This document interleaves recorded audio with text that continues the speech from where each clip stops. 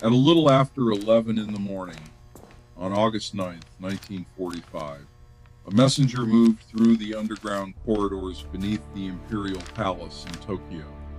He was carrying news no government had ever received before. A second city was gone. Nagasaki had been struck by an atomic bomb, and inside the room where Japan's war leaders were meeting, almost nothing changed. The men did not rise from the table. They did not surrender. They did not even agree. Three still wanted to end the war. Three still wanted to keep fighting. Two atomic bombs had now fallen in 72 hours. The Soviet Union had entered the war overnight. The Red Army was driving through Manchuria, and Japan's highest war council was still locked at 3-3. That is the part of the ending most people miss. The war did not stop because one fact became obvious. It stopped because a system built to demand perfect agreement finally ran into a catastrophe it could not process. And then, in the dark hours before dawn, one man who was not supposed to decide policy was asked to decide the fate of a nation. The room beneath the palace belonged to a government that had been designed around harmony. Not speed, not debate, not majority rule. Harmony. The Supreme Council for the Direction of the War had 6 men at its center: the Prime Minister, the Foreign Minister, the Army Minister, the Navy Minister, and the 2 chiefs of the Army and Navy General Staffs. If Japan was going to change course, all 6 had to move together. That was the rule. But by the summer of 1945, Japan was not moving together. It was tearing itself in half. Prime Minister Kantaro Suzuki was 77 years old, a former admiral with the exhausted caution of a man trying to steer a ship after the rudder had snapped.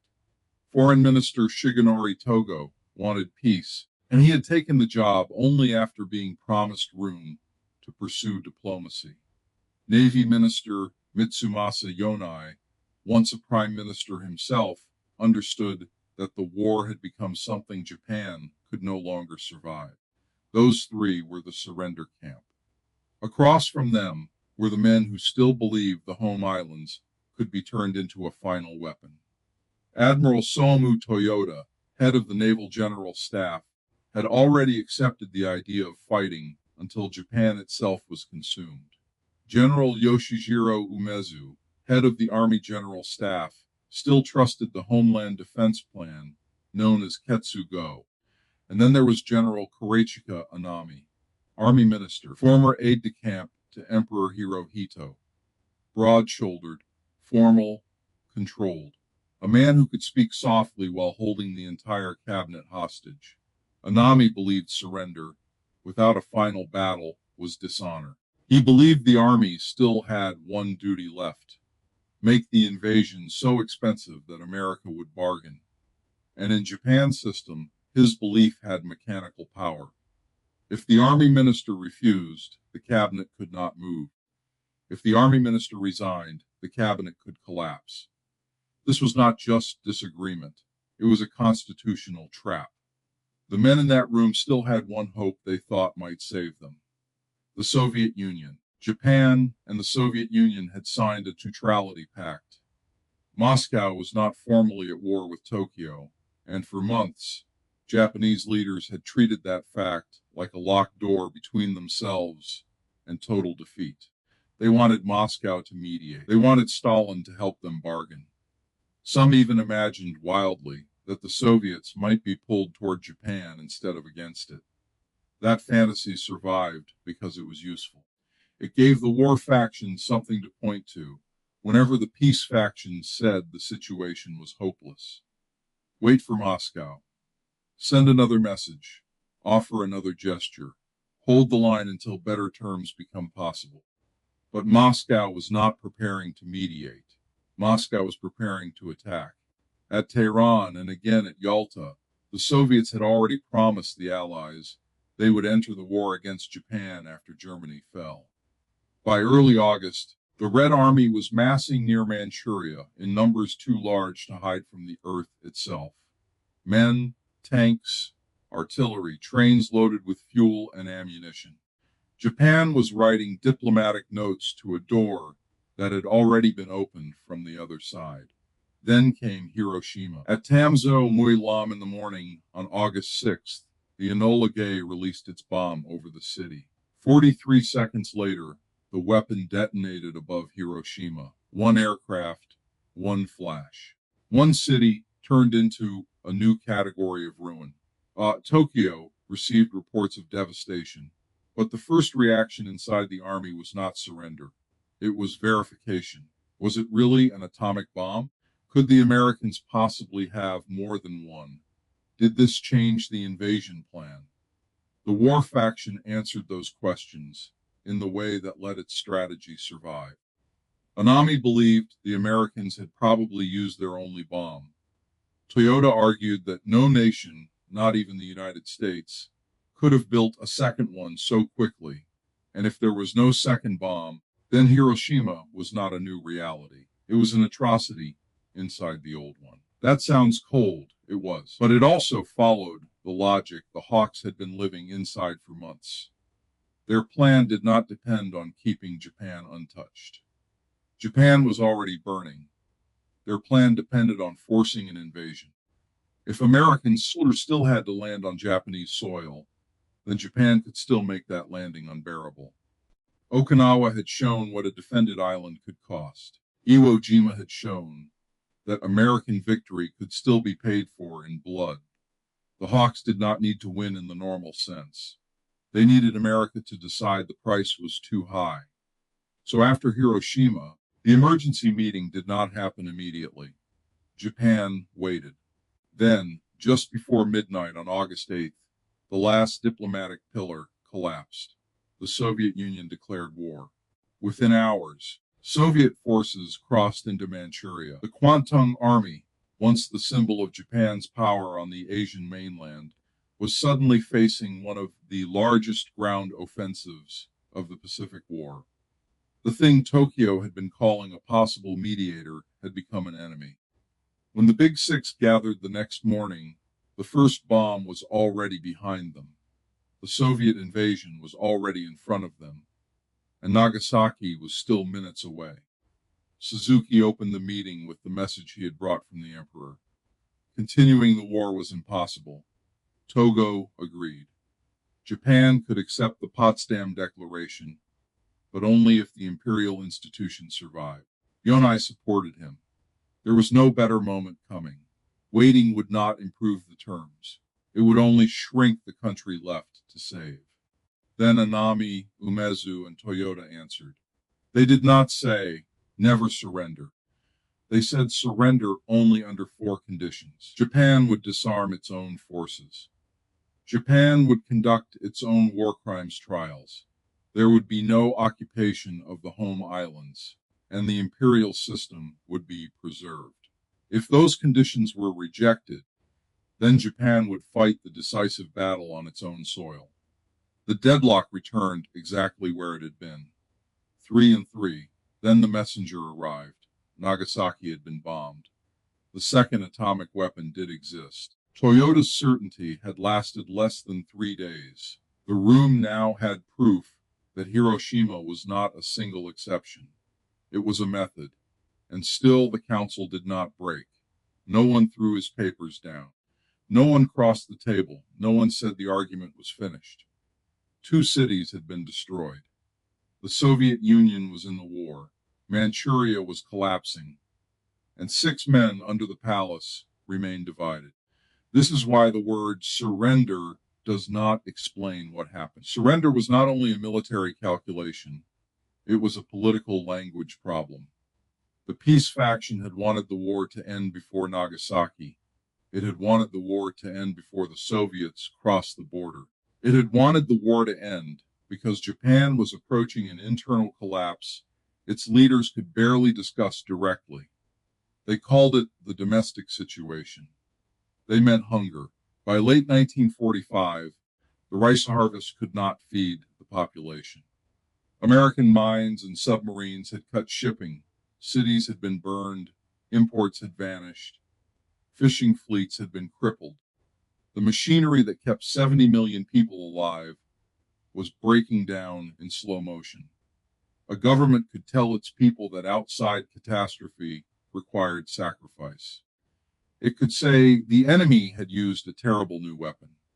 It could say the Soviet betrayal had changed the map. It could ask the nation to endure one last humiliation to preserve something sacred. But it could not easily say, "We are stopping because we can no longer feed you." That admission could do more than end a war. It could dissolve the authority that had asked the population to suffer in the emperor's name.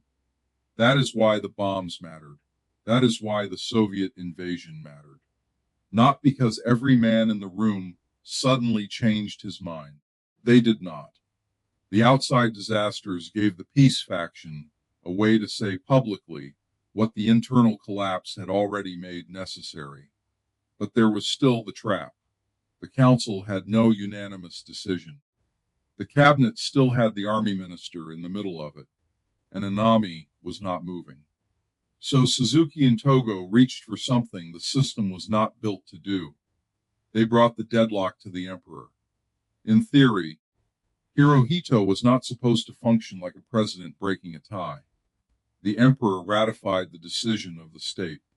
He did not normally make the decision the ministers could not make. The entire structure existed to present him with consensus. But on the night of August 9th, there was no consensus left to present. Just before midnight, the Imperial Conference convened underground. The 6 leaders appeared before Hirohito, along with the president of the Privy Council. One by one, they stated their cases. The war faction argued that the situation was severe, but not hopeless. Ketsugo had not been tested. The home islands were not yet invaded. A final battle could still transform the terms. The peace faction spoke of the country's condition, the Soviet entry, the destruction from the air, and the danger of waiting until Japan had nothing left but ruins and hunger. Hours passed. Then, around 2 in the morning, Suzuki turned to the emperor and asked him to speak. Hirohito was 44. He was not a battlefield commander. He was not a parliamentary speaker. He was the living center of a state that had spent years wrapping his name in ritual, distance, and divinity. He removed a glove. He wiped his face. And then he spoke in a formal court language so old-fashioned that some of the men in the room struggled with its meaning. The Japanese would later call it the voice of the crane. He said he did not want more destruction. He said he did not want more suffering for the peoples of the world. He said Japan would accept the Allied terms. He asked them to bear the unbearable. That did what 2 bombs and a Soviet invasion had not done inside the council. It ended the deadlock. The hawks had not been persuaded. Their arithmetic had not vanished. Their idea of honor had not softened, but the emperor had spoken. And in that world, that changed the shape of obedience. Even then, the surrender was still fragile. For the next several days, the government argued over language. Washington's response was examined word by word. The army faction still pressed for conditions. Anami still searched for a way to protect military honor inside defeat. The war had a direction now, but it did not yet have a voice. That voice had to be recorded. On August 14th, Hirohito prepared to speak directly to his people. This had never happened before. Most Japanese citizens had never heard the emperor's voice. They had seen his image controlled by distance and ceremony. They had been told he stood above ordinary human life. Now his voice had to cross the airwaves and tell them the war was over. The speech was written, amended, softened, corrected, and ritualized until it became almost impossibly formal. It did not say in plain language, "We surrender." It said the war situation had developed not necessarily to Japan's advantage. It said the enemy had begun to use a new and most cruel bomb. It said the nation must endure the unendurable. Then technicians recorded it onto lacquer discs. Twice, because one recording was not enough. Those discs became the most dangerous objects in Japan. Not bombs, not guns, not orders, discs. The emperor's surrender, trapped in grooves. And inside the army, a group of officers decided the voice must never reach the public. On the night of August 14th, almost 1,000 soldiers and officers moved into the Imperial Palace compound. Their plan was simple: find the recordings, destroy them, stop the broadcast, force the war to continue. The commander of the Imperial Guards, General Takeshi Mori, refused to join them. They murdered him. They used his seal to forge orders. Then they searched the palace, room after room, corridor after corridor, drawer after drawer. The emperor's voice was somewhere inside the compound, and the men hunting it knew that if noon arrived before they found it, the war might end without their permission. But they could not find the discs. They had been hidden in a small office, then moved through the chaos with almost absurd fragility. One was carried in a lacquer box. The other was concealed inside a lunch bag. The voice that would end the Japanese Empire's war survived the palace coup not as a monument, but as an object small enough to be smuggled by hand. While the palace was being searched, Prime Minister Suzuki's house was attacked and burned. He escaped, 77 years old, watching another piece of his world turn to smoke.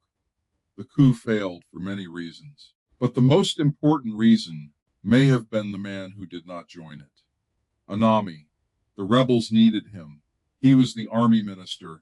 He was the center of the war faction. He had resisted surrender longer and harder than anyone with real power in the cabinet.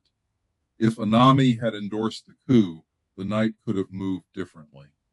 The officers came to him. They wanted his authority. They wanted his name.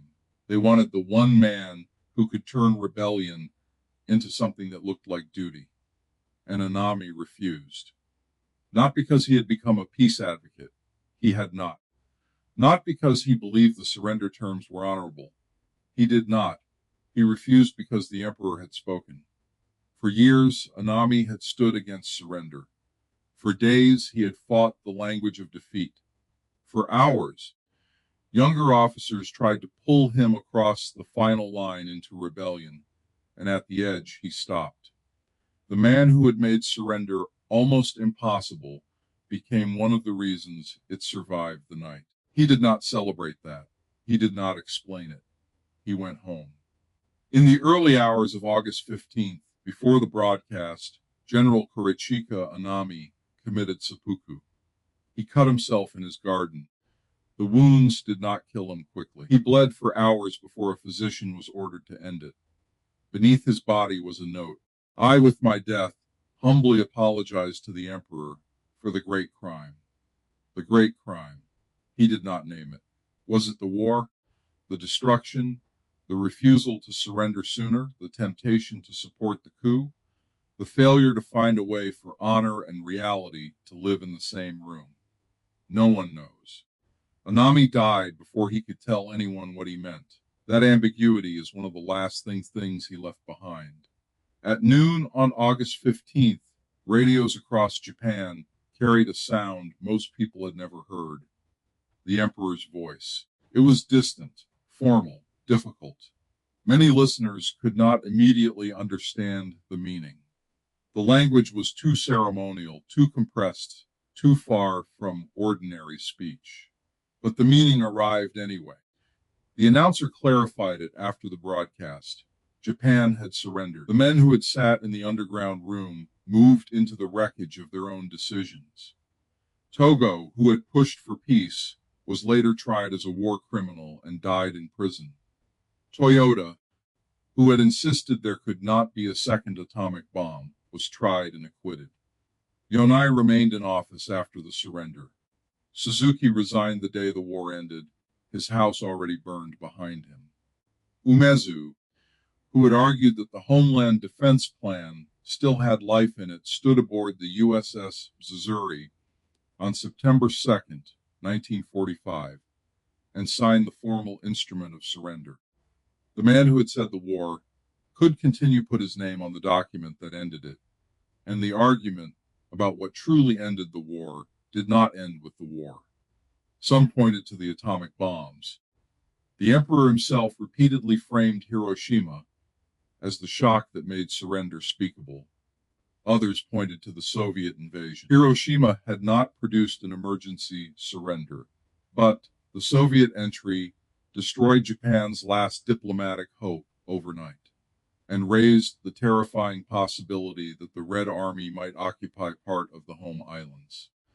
Others pointed to starvation, unrest, and the approaching collapse inside Japan itself. The external catastrophes allowed the government to avoid admitting that its own society was near the breaking point. The truth is not clean. It was not one lever pulled in isolation. It was Hiroshima. It was Nagasaki. It was Manchuria. It was hunger. It was fear of communist occupation. It was a peace faction that needed a language strong enough to overcome the army. It was a decision system that could not decide until the emperor was placed where the system had never wanted him placed. And it was Anami, the man who fought surrender, refusing to destroy it. The ending of the Pacific War was not a single explosion. It was a locked room, a broken alliance, a starving country, a recorded voice hidden in a lunch bag, a coup that failed in the dark, and a general dying before sunrise, asking forgiveness for a crime he refused to name. At noon, the voice crossed the air. For the first time, the Japanese people heard their emperor speak, and the empire finally ran out of ways to keep saying no.